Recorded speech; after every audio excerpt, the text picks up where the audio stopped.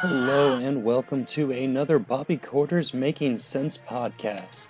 I'm going to be talking over the intro just because I had to cut the vlog very much short, but there's good reason for that. There's more. So, right where we left off on the vlog, they had both the guards subdued and they waited. It took them 11 minutes to subdue both the guards, have them tight, secured, tied in. They waited about 13 more minutes to ensure that there was no police or anyone called. They wanted to make sure that they were going to be able to get away with this scot-free. I mean, they're pulling off something daring. I don't blame them at all. The thieves then destroyed glass protecting several different paintings, and they would just knock them right up. They knocked them right off the wall and shattered. Broken glass was found everywhere in the crime scenes. They then cut the paintings directly out of the canvas from the frames.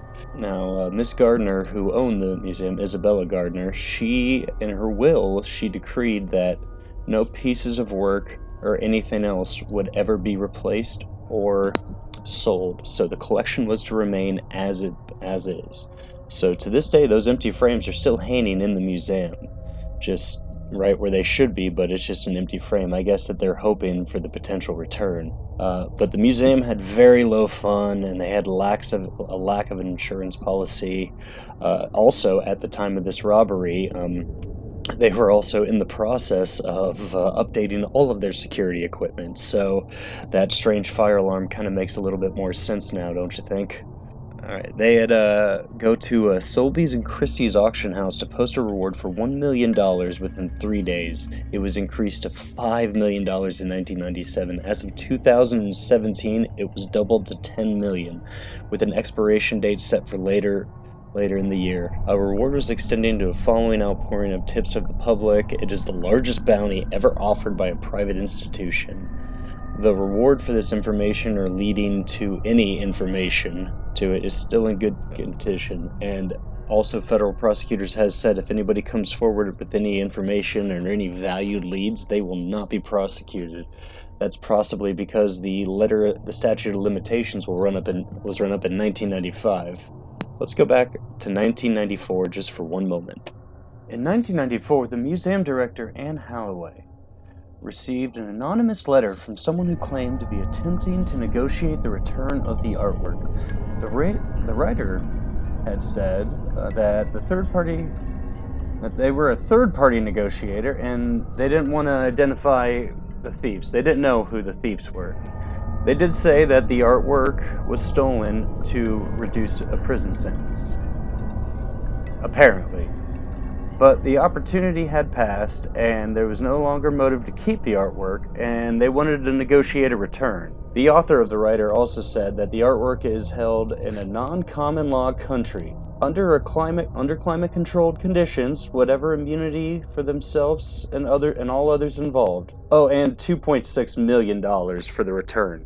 To an offshore bank account, at the same time that the art was handed over. So, all this, if they agree, they should print a coded message in the Boston Globe, and to establish some credence. And that was all the information that the writer conveyed, and he also conveyed stuff that only the museum and the FBI would know at the time. The art director truly felt like this was a strong leak. She contacted the feds, and contacted the Globe, put out the coded message May 1st, 1994, in the Boston Globe. They received a second letter a few days later.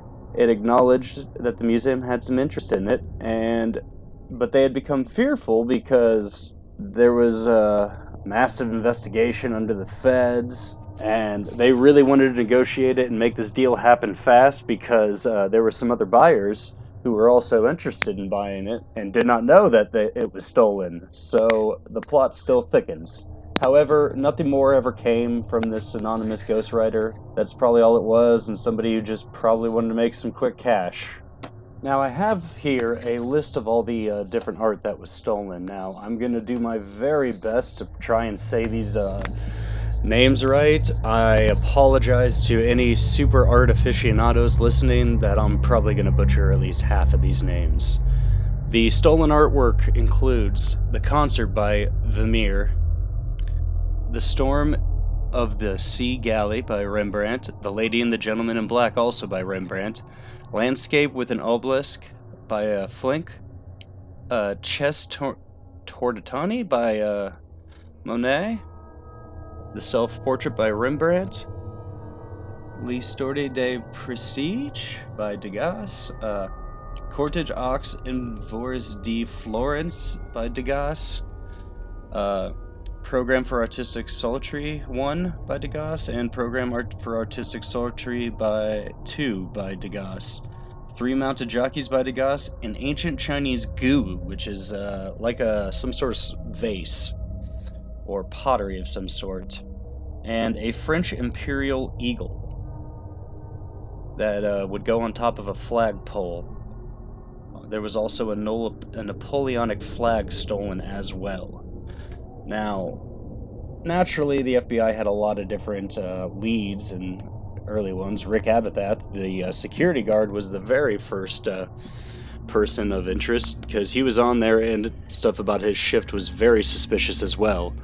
And also, in some interviews, I found various quotes. He was quoted in several wrap-ups and summaries of this case. He was also quoted saying that he often went to work stoned or drunk, mostly being that he was in a band when he wasn't being a security guard, and he just liked something to cool himself off after performing all night, going to the most boring job in the world. Hey. But he also wasn't inebriated the night of the robbery. Another popular theory was notorious Winter Hill Gang leader Whitey Bulger, James Whitey Bulger. Another people was Brian McDevitt. He was from Boston. He failed an attempted robbery of the Hyde Collection in Glen Falls, and New York in 1981. He disguised himself as a FedEx driver, and all he had with him was duct tape and handcuffs. He tried to steal a Rembrandt, but yeah, that also turned out to be nothing, and especially since, he died in 2004. The Merlino gang was another ones of interest. They were under a lot of investigation in March of 2003, apparently, but the associates, he had a lot of people and various associates who they thought were connected to the crime, but still nothing proved anything. A few of his associates include Robert Grunty, I think, and Robert Gentili. Again, I'm horrible at pronouncing names. They looked into the two Bobs, and they did get warrants, and they kept asking them, but still nothing. David Turner was another person of interest. He was associate of Merlino. He kept claiming innocence, but the FBI still thinks he might have been one of the thieves, but still nothing to pin him on. Especially also since he died in prison in 2005. Bobby Tanani, he was another one, but he was murdered in the midst of a gang war in 1991 for the Patricia crime family. I think I'm saying that right, but I'm probably not. So a lot of people in the Irish mob, or just the mafia in general, and the whole Boston area were also under constant, they just thought it was them, but still nothing. This was one of the largest of value of art that was stolen for the longest time. That was up until 2019. The robbery in 2019 that surpassed it, the Trezen Green Vault burglary. Royal jewelry was stolen from the Green Vault in Saxony, Germany. So, the Gardner Museum heist. I'll catch you next time. Thank you very much for listening. Stay tuned. Please make sure that you like and comment and give me feedback. Please, I would love to hear some, and I would love to make more of these. Let me know, and as always, take care of yourselves. Until next time.